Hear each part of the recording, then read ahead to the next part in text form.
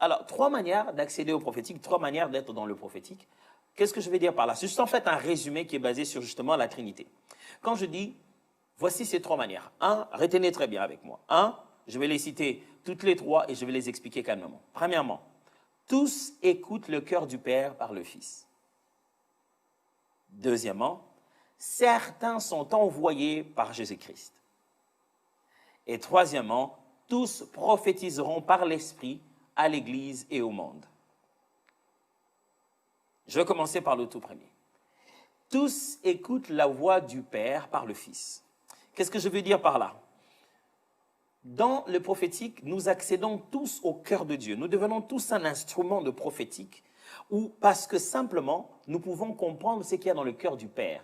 Le fait que je juste causer avec Dieu, comme Abraham le faisait. Le fait que Dieu vient parler à Abraham et dit, ben Abraham, est-ce que je vais cacher ces choses à Abraham? Abraham deviendra une grande nation. Il lui dit, voilà, je vais détruire Sodome et Gomorrhe. Abraham devient détenteur d'une information que les autres n'ont pas. Si c'est là, il leur dit, vous savez que Dieu va détruire Sodome et Gomorrhe, ils se disent, qui t'a dit ça? Nous, on ne sait pas. Waouh, quel prophète! Vous savez d'ailleurs, Dieu l'appelait prophète. Il dit, dans la Bible, vous trouvez le mot prophète d'ailleurs utilisé la première fois pour lui. Quand Abimelech a dû prendre sa femme, dit, remets à cet homme sa femme parce qu'il est prophète, il priera pour toi. Et donc, nous tous, quand vous êtes enfants de Dieu, vous pouvez entendre et reconnaître les cœurs du Père à travers le Fils. Jean chapitre 10, verset 27, Jésus parlant de ses brebis. Jean 10, 27. Mes brebis entendent ma voix, je les connais et elles me suivent. Jésus dit que quand vous êtes dans sa bergerie, il vous parle et vous reconnaissez sa voix. Je dis tous entendent le cœur du Père par le Fils. Quand Christ parle, vous pouvez comprendre quelle est la volonté du Père. Pourquoi? Matthieu chapitre 11, verset 27 dit. Matthieu 11, 27. Toutes choses m'ont été données par mon Père et personne ne connaît le Fils si ce n'est le Père. Personne non plus ne connaît le Père si ce n'est le Fils et celui à qui le Fils veut le révéler. Vous voyez ça? Si Christ veut vous révéler le Père, si le Père veut se révéler, il se révèle à travers le Fils pour nous. Souvenez-vous de ce que Jésus dit dans Jean 14. Il dit, bon, je m'en vais au Père. Et puis le disciple dit, ben, montre-nous le Père, cela nous suffira. Il dit, oh, j'ai toujours été avec vous, ici. Et vous me dites, montrez-nous le Père. Vous n'avez jamais vu le Père. Celui qui m'a vu a vu le Père. Et Jésus dit, c'est lui qui révèle. Pour qu'on connaisse le Père, c'est le Fils qui le connaît, mais c'est aussi celui à qui le Fils décide de révéler cela. Alors, tout enfant de Dieu peut entrer dans le prophétique juste par la relation où il écoute Dieu dans sa relation. Pas parce que je vais là-bas, parce que je suis responsable d'une église, on va m'appeler révérend prophète. Non, dans la relation appelée prière, il existe le moment où moi, je parle à Dieu et le moment où Dieu me parle à moi. Dans le côté bidirectionnel de la conversation de la prière se trouve déjà l'élément prophétique. Je parlais à Dieu et au moment où Dieu me parle, comme ça me concerne moi, que ce soit autour du sujet dont on est en train de parler ensemble, il y a cet élément prophétique. Donc, je comprends le cœur du Père à travers le Fils. Deuxièmement, je dis, certains, ok, vous vous souvenez, certains sont envoyés par Jésus-Christ. C'est-à-dire, il existe une dimension du prophétique où on n'est pas tous dedans. Je ne parle pas de dimension, non, je veux juste dire qu'il y a un aspect du prophétique où on n'est pas tous dedans. Où la Bible est claire qu'il n'y a que certains, à certains qu'il a donné d'être prophètes. Ceux-là, c'est ce que la Bible appelle le ministère prophétique. C'est-à-dire de gens qui ont le ministère, l'appel, comme le pasteur les ont, comme les apôtres, comme les évangélistes, ils ont l'appel d'être prophètes. C'est ce qu'on appelle le ministère par Christ, le don que Christ a fait à l'Église. On m'a appelé 5 dons, 4 dons, ça dépend de quelle école vous êtes. Mais à ce niveau-ci, vous êtes prophète par mandat. C'est-à-dire que vous avez l'appel et le ministère prophétique. À ce moment-là, Jésus-Christ a donné seulement à certains de l'être. Éphésiens chapitre 4, verset 10. C'est lui qui est descendu, c'est le même qui est monté au-dessus de tous les cieux, afin de remplir toutes choses. Et il a donné les uns comme apôtres. On parle de Jésus qui est descendu dans les profondeurs des séjours de mort, qui est mort et qui est ressuscité. Et quand il est ressuscité, il a donné, et il a donné les uns comme apôtres, les autres comme prophètes, les autres comme évangélistes, les autres comme pasteurs et docteurs, pour le perfectionnement des saints en vie. Les temps ont été donnés par Jésus comme des hommes dons à l'Église, son cadeau à l'Église. Il prend un être humain, il appelle, il donne des capacités, il dit, toi, je te fais un cadeau à l'Église pour que tu permettes le peuple de rendre le ministère. Donc certains sont appelés comme ça, envoyés par Jésus-Christ avec un mandat de rendre les autres de plus en plus prophétiques. Ils sont des prophètes. Dans Actes des Apôtres, chapitre 2, verset 16, vous allez trouver le troisième aspect. Qu'est-ce que le troisième aspect? Le troisième aspect dit simplement, souvenez-vous, je parle de 3 manières d'être dans le prophétique. Tous prophétiseront par l'Esprit à l'Église et au monde. J'ai bien voulu conjuguer cela au futur parce que c'est comme ça que les textes le conjuguent. Tous prophétiseront par l'Esprit à l'Église et au monde. Acte 2, 16, que je disais tout à l'heure. Mais c'est ici ce qui a été dit par le prophète Joël. Dans les derniers jours, dit Dieu, je répandrai de mon esprit sur toute chair. Vos fils et vos filles prophétiseront. Vos jeunes gens auront des visions et vos vieillards auront des songes. Oui, sur mes serviteurs et sur mes servantes, dans ces jours-là, je répandrai de mon esprit et ils prophétiseront. Voilà. Ça, on rentre encore dans tous. Tous peuvent prophétiser selon que l'Esprit nous donne d'exercer. Là, on commence à parler du don de prophétie et non pas du ministère de prophétie. On ne parle plus ici de la relation de l'adorateur-prophète, qui est la première dimension. Ce n'est pas la relation ici avec Dieu seulement, ce n'est pas ici les mandats de Dieu, mais c'est ici le don que Dieu veut faire aux autres. Il t'utilise parce qu'il veut leur donner un cadeau. Et ce cadeau-là passe à travers toi. Et donc, tu reçois cette capacité-là parce que tu as reçu le Saint-Esprit. Et le Saint-Esprit te donne d'exprimer différents dons de révélation au moment voulu. Donc, tu prophétises. Tous entendent le cœur du Père par le Fils. Certains sont prophètes, ils sont donnés par Christ pour le corps. Et tous peuvent prophétiser par le Saint-Esprit. Vous voyez, il y a deux tous et un certain. On a plus d'avantages dans le tous. Hein. Avant d'aller dans le certain, maximise le tous. Avant de commencer à te dire, moi, je suis prophète, vous devez croire en moi, je suis prophète. Que ta relation avec Dieu nous détermine déjà ta capacité à être guidé par lui. Qu'on ressent déjà dans ton quotidien, ta capacité à reconnaître la volonté de Dieu dans tes choix. On voit déjà ta propre vie, il y a tellement de bêtises et des erreurs dans tes choix. Oh, nous commettons tous des erreurs. Mais il y a certaines choses qu'on ne peut pas commettre quand on marche avec Dieu. Certaines erreurs qu'on ne peut pas. On voit que tu n'écoutes pas Dieu pour toi-même. On voit que tu ne connais pas le cœur du Père. Mais aussi, avant de dire que tu es prophète, que tu crois à ton ministère, qu'on doit te reconnaître comme tout le monde, alors s'il te plaît, commence d'abord à manifester aussi le don. Les dons qui sont donnés à tous. Parce qu'il y a des gens qui ont des dons de prophétie, qui l'exercent même mieux que certains qui ont même tout un appel prophétique. Être un prophète, ce n'est pas d'abord dans le don, c'est un appel. C'est basé sur l'enseignement et la capacité de faire devenir les autres. C'est ça, le ministère, comme on les appelle, les 5 ministères dans l'Église. Mais maximise le don et maximise la relation.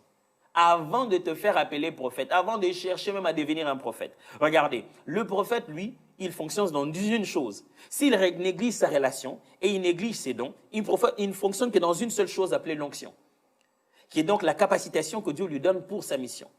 Mais nous, enfants de Dieu, on a déjà 2 autres opportunités. Allez, je ne dis pas que le prophète n'est pas enfant de Dieu. Je veux juste te dire, nous qui n'avons pas les ministères prophétiques, nous avons déjà l'avantage de connaître le cœur du Père et d'exercer les dons du Saint-Esprit. Et lui, quand il fait déjà ces 2 choses, ça maximise davantage son ministère et son appel. Et donc, tu n'as pas besoin d'être prophète d'abord pour être prophétique. Juste être un adorateur, quelqu'un qui a une relation avec Dieu et quelqu'un qui sait utiliser, mettre à profit les dons du Saint-Esprit qui sont en lui. Et déjà, vous devenez doublement utile pour le corps du Christ. J'espère que tout le monde me comprend. Parce qu'on avait pris les défis d'aller calmement, calmement. Je sais que certains sont en train de prendre des notes. Qu'est-ce qu'il a dit? Qu'est-ce qu'il a dit?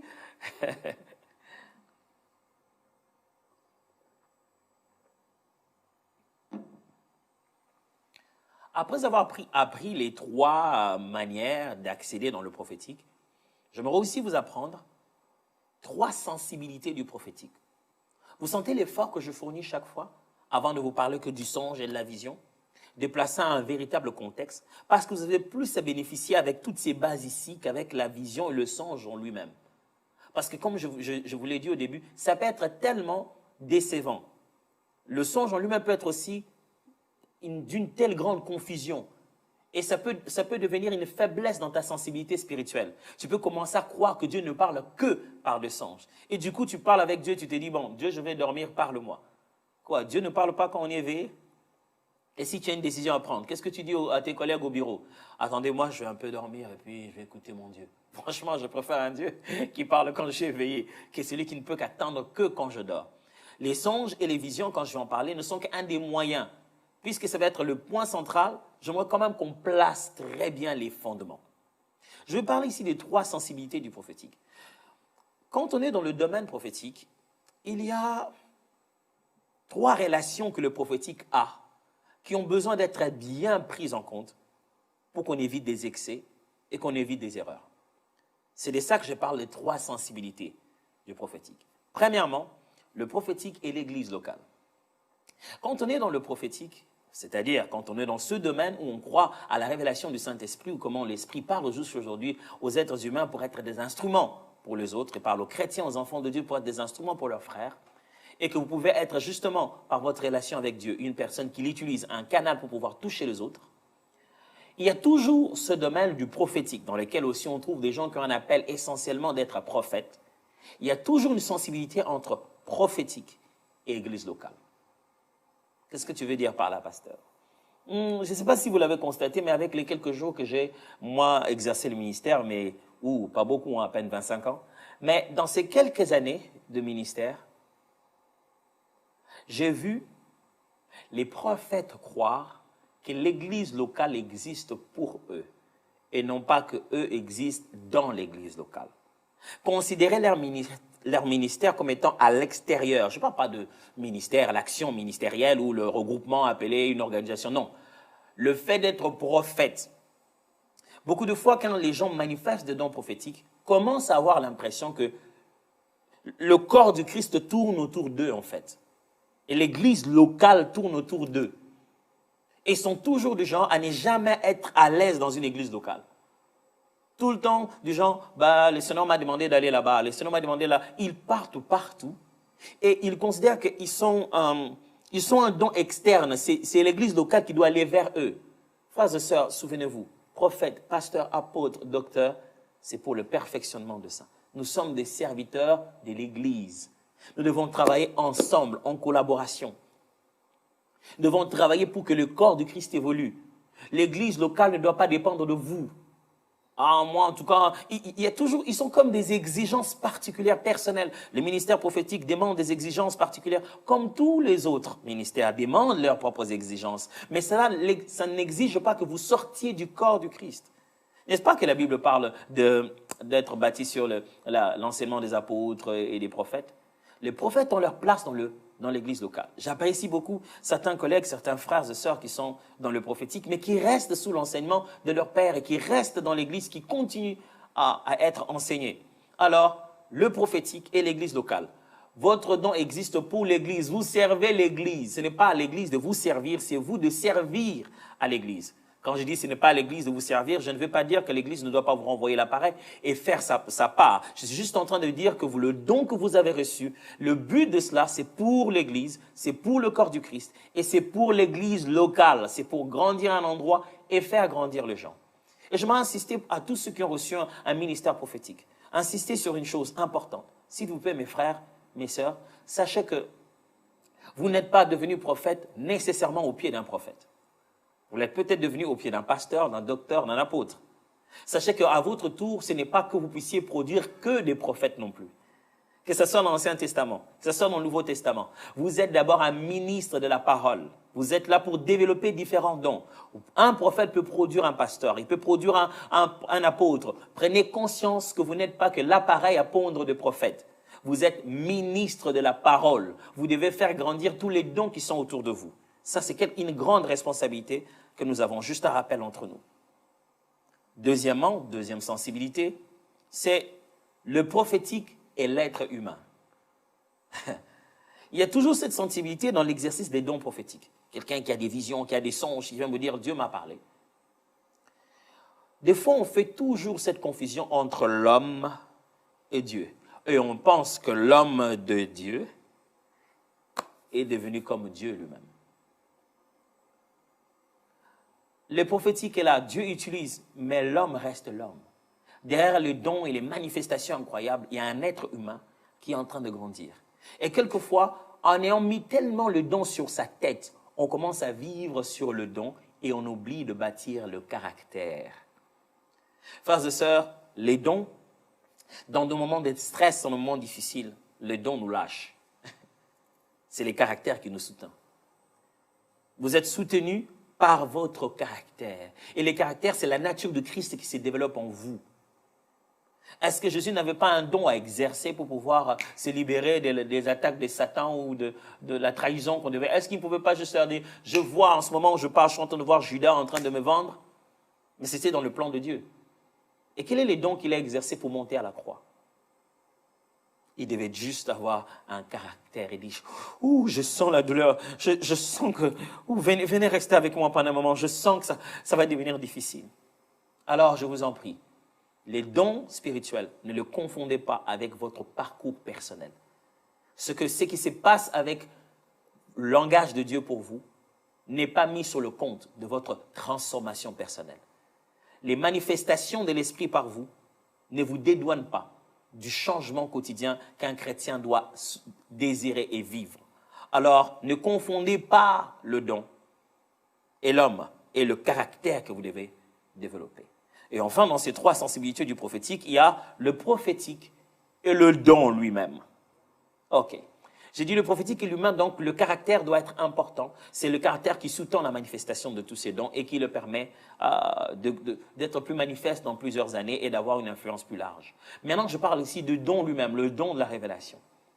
Le prophétique et le don. Il y a un problème.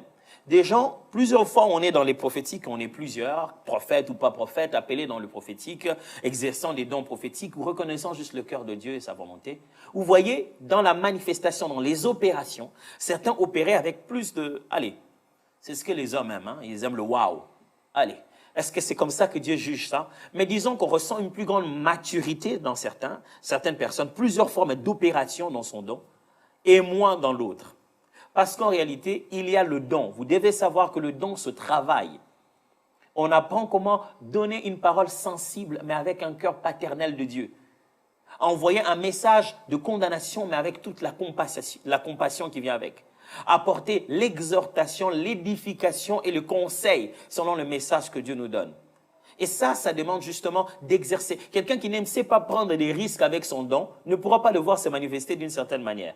Tu peux avoir vraiment un appel d'être un prophète, mais si tu ne sais pas prendre le risque dans la manifestation du don, eh bien celui qui en prend le risque va mieux travailler le don, c'est une façon de parler, va en fait mieux travailler ses capacités à être utilisé par le don que toi. Parce qu'en réalité, le don, il est parfait. Ça vient du donateur. C'est nous qui nous perfectionnons dans la manière de l'utiliser. Je donne un exemple. On te donne une arme chargée. L'arme est déjà bien fabriquée. Tout est à l'intérieur. C'est toi qui dois apprendre comment tirer. On te donne un couteau qui est censé couper. Le couteau est déjà bien fabriqué. Il a déjà, il est suffisamment bien scié, j'allais dire, bien poli pour pouvoir couper. C'est à toi d'apprendre comment on utilise. Donc le don, il est parfait, mais c'est comment chacun d'entre nous travaille. Alors, dans le prophétique, il ne suffit pas juste d'avoir le don, il faut grandir dans la manière de laisser le don s'exprimer à travers nous. Ce sont ces trois sensibilités. Ah, donc, quelqu'un serait différent d'une autre personne quand il prend en considération ces trois réalités dans l'usage des dons prophétiques. Sa relation avec l'église locale. Ne devenez pas l'électron libre. Nous ne sommes pas la génération de devenir vous-même le Power Ranger. Je suis le révérend prophète. Non, c'est bâti sur l'église. Restez dans l'église, c'est important. Quel que soit ce que vous faites, gardez les relations avec l'église, le corps du Christ et l'église locale. Deuxièmement, on se distingue aussi dans la manière dont on travaille son caractère vis-à-vis de dons qu'on manifeste. Et troisièmement, la manière dont on investit sur son don. Je vais vous répéter une phrase que j'ai apprise d'un homme de Dieu que j'ai beaucoup respecté, qui n'est plus, il y a peut-être 2 ou 3 ans maintenant, qui était des États-Unis, s'appelait John Paul Jackson. Il n'aimait pas qu'on l'appelle prophète lui-même, mais c'était vraiment un prophète de Dieu. Et il a dit une phrase que je m'aurais répétée avec vous ici. Il a dit,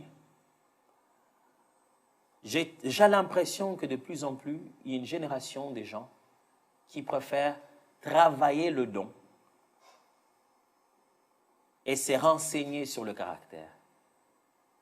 Étudier les caractères, voilà le mot. Il dit, ils ont tendance à travailler le don et étudier les caractères. Et il donne ce conseil, il dit, voici la meilleure façon de faire. Travailler le caractère et étudier le don. C'est-à-dire, apprenez ce qu'il faut faire. Ah, quand je vois ça, en fait, en réalité, c'est ça. Oh, ok, je comprends. C'est comme ça que ça se passe, la similarité. Oh, je ne savais pas que c'est ça. Tu apprends sur le don pour mieux l'utiliser. Mais si tu dois t'imposer des disciplines, ne l'impose pas seulement pour veiller, pour que tu voies mieux. Non, impose-toi des disciplines, des caractères. Travaille les caractères et étudie le don. Tu seras plus équilibré. Alors,